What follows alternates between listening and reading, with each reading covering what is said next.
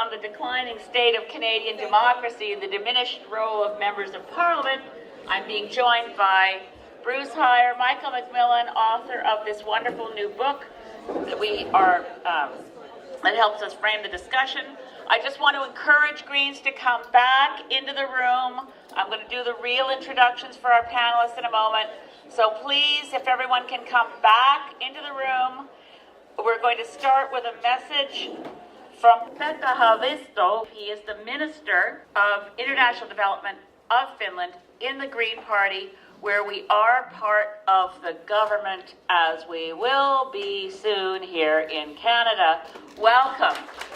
Hey, hello and best greetings from Helsinki, Finland. I had some difficulties to hear your voice, but I think now this channel is working, and really we have the best summertime here in Finland, and I wish you the best convention for Canadian Greens. I have of course been informed about the excellent work that you are doing in your parliament as Greens, so congratulations for that. And here in Finland, you know that we have 9 parliamentarians out of 200. We have been in the Finnish parliament since 1991. We have been 4 times in the government, and this is the 4th time when we have a...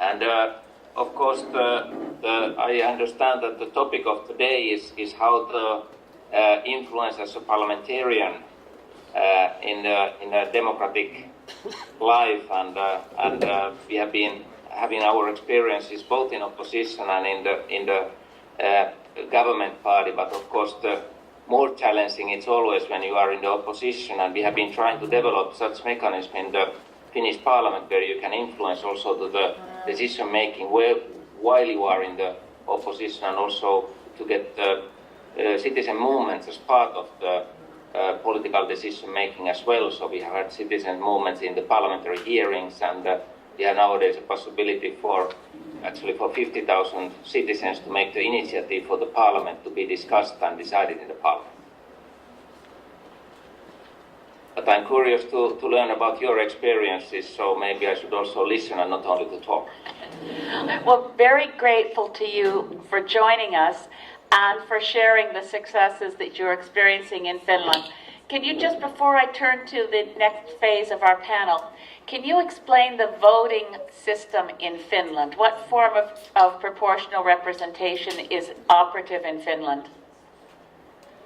Yeah, we have actually really a proportional representation, and we have countries divided to regions where from each and every region you actually choose 10 to 30 parliamentarians, depend on the size of the region. And we have in Finland a long tradition of multi-party system. So currently I think we have 8 parties or 9 in the parliament, and 5 of them are in the government. So actually in our system it's not winner takes it all. It's a system where you always after the election have to negotiate how to form a majority government. And of course for some voters it's a disappointment because not a single party can really take it all and implement the full program, but in one way it gives a very strong minority rights, because you always have to have a coalition and somehow find a synthesis and find a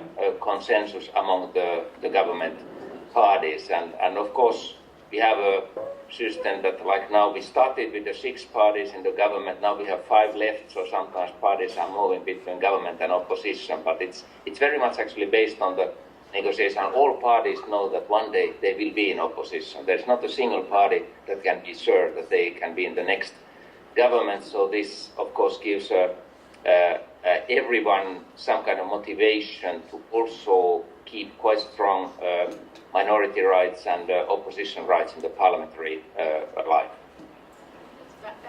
That's very fascinating and quite a contrast to our increasingly the increasing concentration of power in the hands of whatever the majority party is within Canada. And of course we don't have proportional representation. So I'm going to thank you, and I'm grateful you can stay with us. And we're going to go to a message on video from one of our colleagues in the European Greens, from Barbel Hahn, from the German Bundestag, and I think we have that video, and I hope you'll be able to see it in Finland as well. Is that going to happen, Matthew? Okay, here we go. Technology, it makes me nervous. Not the technical, but here we go.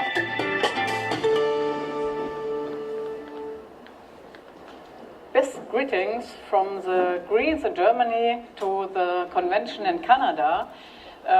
Especially best greetings to Elizabeth and Bruce. I'm Bärbel Höhn from the Greens in Germany, and I stayed some years ago in Canada, was invited from the organic farmers, and at that trip I met Elizabeth. And I noticed that's a very hard work for you and the Greens in Canada. Maybe the same situation we had in Germany 30 years ago. You are only two persons who are making the job in the parliament, who are at the top of the party, and I am one of 65 members of parliament here on the federal level in Germany.